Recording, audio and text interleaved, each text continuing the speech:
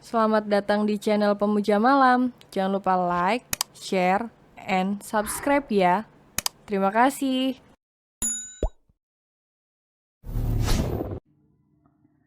Chapter 31. Menikah saja susah. Kau gagal lagi. Mills tertawa melihat wajah murung Tristan. Kau kurang pandai merayu. Kau bisa diam tidak? Tristan semakin kesal mendengar ejekan Mills. Coba kau berikan solusi untuk masalahku ini. Kau tinggal buka saja pakaianmu itu. Melihatmu tanpa sehelai kain, Serena pasti akan tergila-gila. Mills tertawa mengucapkan hal itu. Sialan kau, Tristan menendang Mills. Tetapi sayang tendangannya meleset, bahkan Mills semakin mempermainkannya. Kau jangan membuatku kesal. Aku memberimu solusi yang benar. Pertengkaran akan padam bila dibarengi dengan kehangatan. Buat Serena meluapkan amarahnya pada tubuhmu. Sungguh sial bagi Tristan telah mengajak Mills ikut bersamanya. Tristan juga mau mengajak Serena dalam selimut. Dan kebetulan ia juga merindukan wanitanya itu. Andai semudah yang Mills katakan. Nyatanya tidak begitu. Serena masih dalam keadaan marah dan entah sampai kapan itu. Kau temani aku mencari kediaman Tuan Smith. Pasti rumah sewa Serena tidak jauh dari kediaman Bibi Martha. Tristan lekas berjalan menuju mobil. Sementara Mills masih dalam mengejek. Ia tidak ingin mengatakan apa yang ia dengar dari bibir Serena. Biar saja Tristan menderita, hitung-hitung sebagai hiburan. Mills menyusul masuk mobil. Tristan langsung menjalankan kendaraannya menuju jalan perumahan Bibi Martha. Sampai di sana, Tristan lebih mudah bertanya warga sekitar, dan dia mendapatkan alamat di mana Serena tinggal. Kenapa kau memutar mobil lagi? Kau tidak ingin menemui Serena? Mills sedikit heran karena Tristan mengemudikan mobil ke arah lain. Aku tidak akan membawamu. Kau kembali saja ke hotel. Kenapa? Aku bisa membantu membujuk Serena. Pokoknya kita pulang ke hotel. Tristan menegaskan nada ucapannya. Mills cuma bisa mendengkus. Baiklah, kita kembali ke sana. Tristan tidak ingin menemui Serena terlebih dulu, lantaran mereka baru saja bertengkar. Ia akan mengulur sedikit waktu, lalu datang ketika suasana wanitanya tenang. Sementara Mills kecewa lantaran tidak akan bisa melihat Tristan murung karena penolakan Serena. Kau pulang cepat. Brian langsung duduk di tepi tempat tidur Serena. Apa kau dipecat? Tristan menemuiku. Lalu ia membeli semua roti. Brian mengangguk. Ibuku juga bilang jika dia didatangi oleh dua orang pria. Tristan memang berniat mencarimu. Dia mengajakku menikah. Lalu, bukannya itu keinginanmu? Serena mengedikan bahu. Entahlah, aku kecewa karena dia membatalkan pertunanganku. Kurasa bukan begitu. Brian menyela. Kening Serena berkerut. Apalagi, kau kecewa lantaran Tristan masih mencintai kekasih lamanya. Itulah alasan kenapa kau membencinya. Serena terdiam. Karena apa yang Brian katakan adalah hal kebenaran. Ia kecewa pada Tristan yang masih mengingat akan masa lalunya. Serena malah bersyukur pertunangan itu batal. Memang keluarganya cukup dibuat malu karena batalnya pertunangan. Tetapi itu sebagai peringatan pada ibunya yang sedang mengatur. Kau jangan menyiksa dirimu, Zahre. Kau juga punya perasaan padanya kan? Jangan menebak lagi, Brian. Kelihatan dari wajahmu, kau memang mencintainya. Aku akan buatkan makan malam. Serena mencoba mengubah topik. Brian mengangguk karena ia juga tidak ingin membuat Serena merasa tidak nyaman dengan pembahasan ini. Selesai makan malam bersama, Brian pamit pulang. Lagi-lagi Brian mencuri kesempatan dengan mengecup pipi Serena dan membuat wanita itu merencanakan perhitungan padanya. Ketukan pintu terdengar lagi. Serena tersenyum. Kau ingin mengambil kesempatan lagi, Brian. Itu tidak akan terjadi. Serena mengepalkan tangannya. Ia bersiap untuk memberi pukulan pada Brian. Serena menarik handle pintu lalu melayang tinjunya. Sial. Serena menutup bibirnya sembari melotot. Tristan? Hidungku. Maafkan aku, Tristan. Serena langsung saja menutup pintu dan menguncinya. Tristan yang melihat itu lalu mengumpat. Ia menggedor pintu beberapa kali. Serena, aku terluka.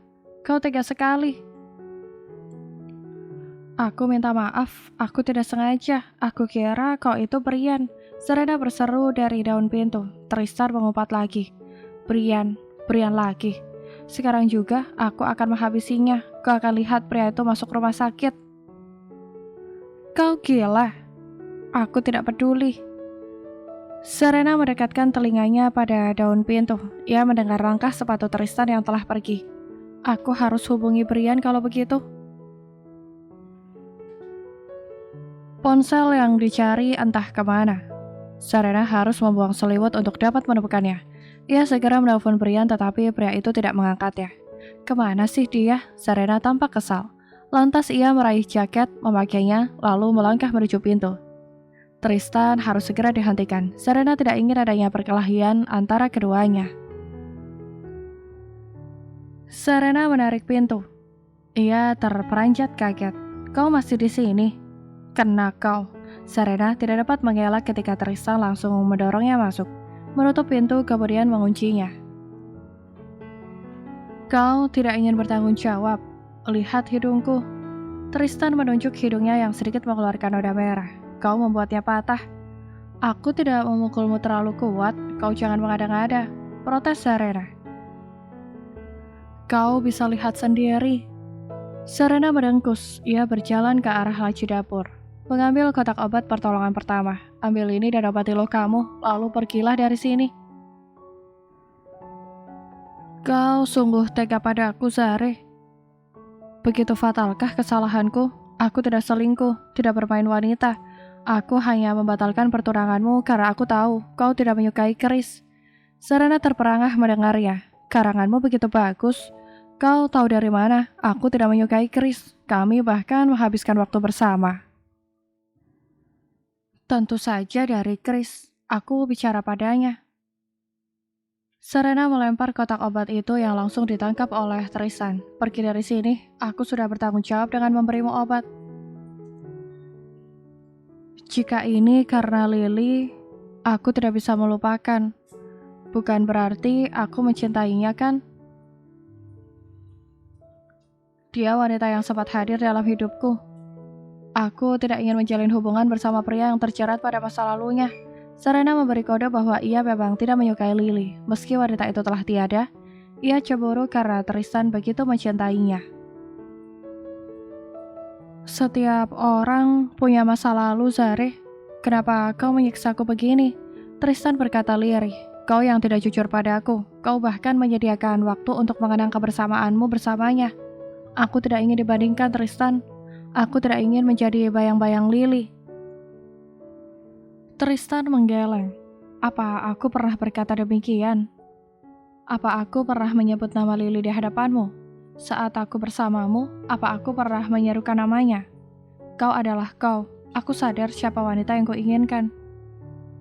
Berdamai pada masa lalu, mungkin Serena harus melakukan itu. Tapi ia tidak ingin membuat ini begitu mudah bagi Tristan. Aku memintamu pergi, Tris. Aku tidak ingin. Dengan cepat Tristan menolaknya. Terserah padamu, aku tidak peduli kau mau pergi atau tidak. Serena membuka jaketnya, lalu merebahkan diri di atas tempat tidur. Tidak peduli Tristan tidur di mana, asal pria itu tidak berada di dekatnya. Aku akan tetap di sini, kata Tristan. Aku tidak peduli, asal jangan naik ke atas tempat tidur. Serena melempar bantal begitu saja ke lantai.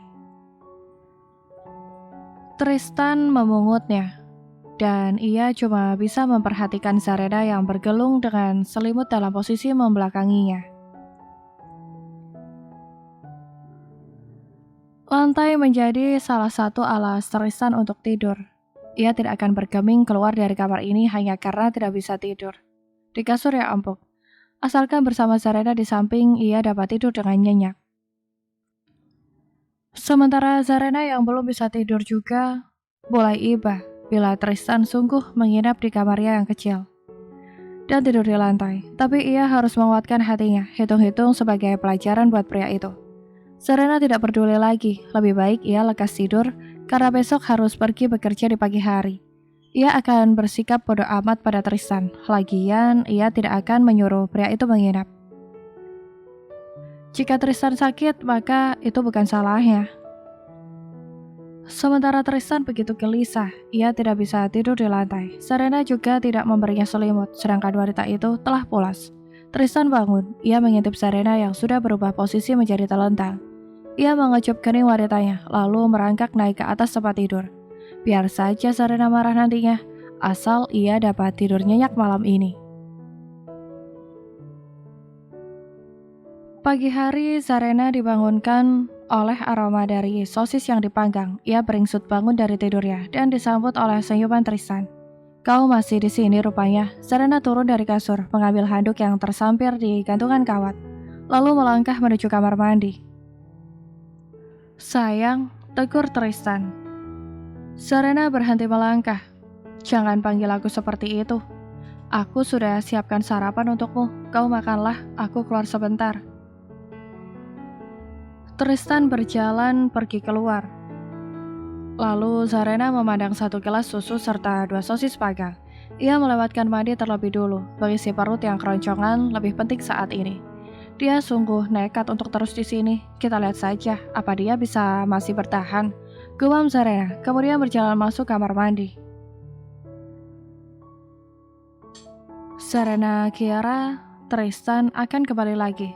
Setelah keluar bilik mandi, ia tidak menemukan pria itu di dalam kamar. Serena membuka handuknya begitu saja, lalu ia mencari pakaian yang akan dikenakan. Dan saat itu pintu terbuka lebar, Tristan masuk lagi. Terpaku melihat Serena yang belum mengenakan apapun. "Kau sungguh tidak sopan." Dengan cepat handuk disambar, Tristan cuma tersenyum, lalu berjalan menuju nakas. Ponselnya berada di sana rupanya. "Aku akan mengantarmu ke toko roti. Kau bersiaplah." "Tidak perlu," Serena berkata dengan nada ketus. "Cepat keluar." "Apalagi yang harus kau sembunyikan? Aku sudah melihat dan mencicipinya beberapa kali." "Kau benar, buat apa aku menyembunyikannya darimu?" Serena melepas lagi handuknya. Dengan santai ia memakai pakaiannya, dan Tristan tidak lepas memandangnya. Bagaimana rasanya? Bisa melihat tanpa bisa menyentuh. Saat ini Tristan merasakannya. Tubuh itu seolah memanggilnya. Tristan tidak tahan. Ia mengumpat lalu segera keluar. Serena tertawa. Dia sendiri malah kepanasan. Tristan mencoba menenangkan tubuhnya.